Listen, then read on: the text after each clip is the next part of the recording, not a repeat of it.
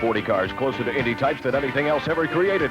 Every Saturday, top teams from all over the country pit their 800-plus horsepower machines against each other at the fastest super-modified track in the world, Oswego Speedway. It's the ultimate thrill and the ultimate sport, and it happens here. Every Saturday night at Oswego Speedway. You can't afford to miss it. The 14th annual Budweiser Modified 200 is the richest one-day show in asphalt modified racing. The 125-mile, 200-lap race on the Oswego Speedway's fast 5/8 of a mile features a star-studded cast. 34 cars will start the $55,000 Modified 200 following a series of heat and consolation races designed to trim the field of close to 70 entrants. Defending champion Jeff Bodine continues his quest for NASCAR Grand National Rookie of the Year honors. Meanwhile, many other past winners are on hand, like 1980 winner Greg Sachs, defending national champion Richie Evans, George Kent, Maynard Troyer, Gary Reichert, and three-time Mod 200 champion Jimmy Champagne. New England states of Massachusetts and Connecticut, the downstate Long Island area, New Jersey, Pennsylvania, and of course our neighbors to the north from Canada are all here to join dozens of top competitors from across the Empire State. Labor Day weekend, the prestigious title is the Budweiser Modified Sportsman 200 from the Oswego Speedway, Oswego, New York. This race is for you.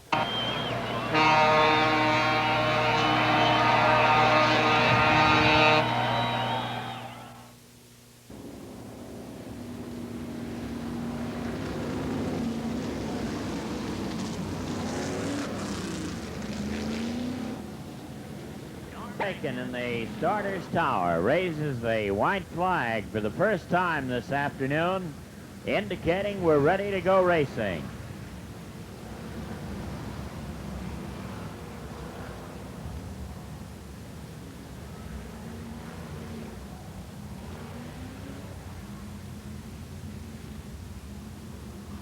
Five cars qualify to move into the feature.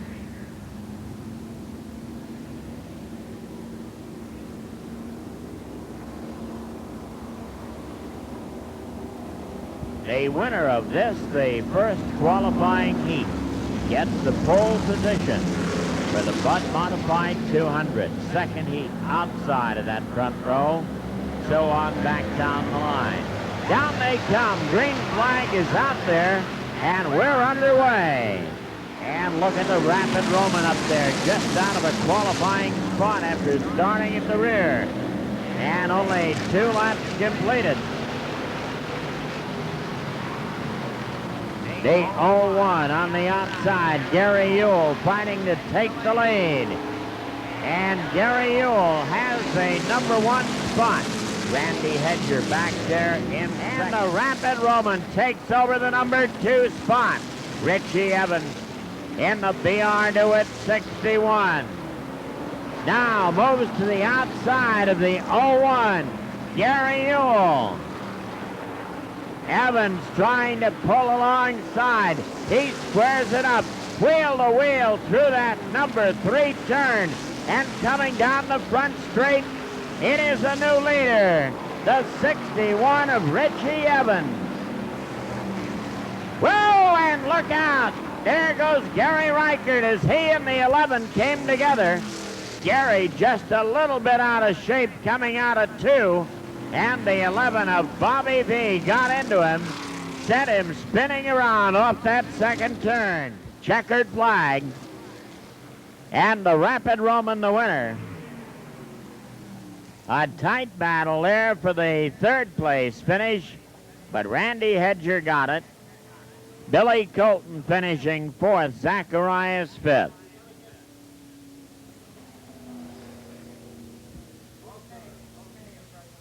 And there's Evans going on. Richie, coming out of 1982, you're going right down to the wire for that Winston Cup Short Track Championship. What's it going to take to lock that thing up? Mainly keep the wheels on the car and just try to keep finishing races at this point. It's going to be a hectic month, and just keep plugging away. When you're in such a tight race for that championship, what brings you to a race like this one that isn't a NASCAR point payer, when you could possibly be home working on the car and getting things ready for that final stretch run? 10,000 to win. That's a good draw, huh? Yeah, well, it's only an hour from home, so, you know, if you gotta, it's a long winter without any money, so, you know, you gotta come here and try to get it. Coming down in that short track championship, what do you think of that whole series? Is that something you'd like to see expanded a little bit more? Are you happy with it the way it is? Well, for a first year, I think it's going to be real, you know, it's going to be real good for us. Even if we don't win it, there's money, you know, and it's something that we haven't had, so I'm just looking to see it expand. Any special nuances about Oswego that set up different than your other tracks you run? No, we just came here today the same way we ran last night, so we just seem good to put big tires on the car today anyway. And well, best of luck to you. Thank you. Here's Brett Bodine.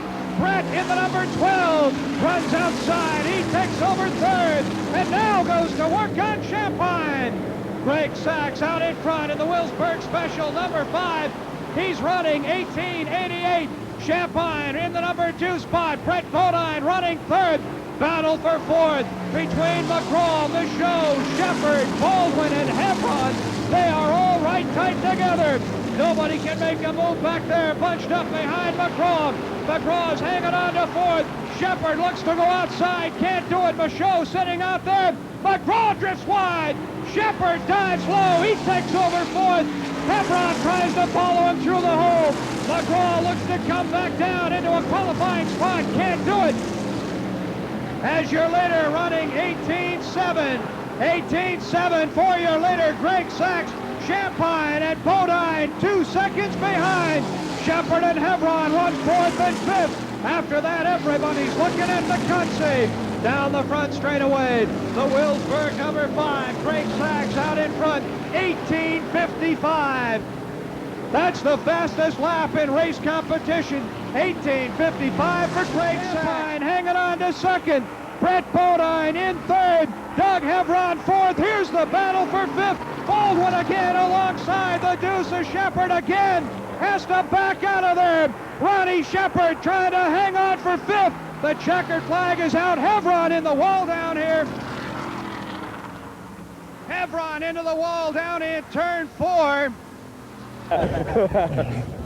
Greg, big one on the line today in Oswego, New York. What draws the heavy hitters to a race like this in Oswego?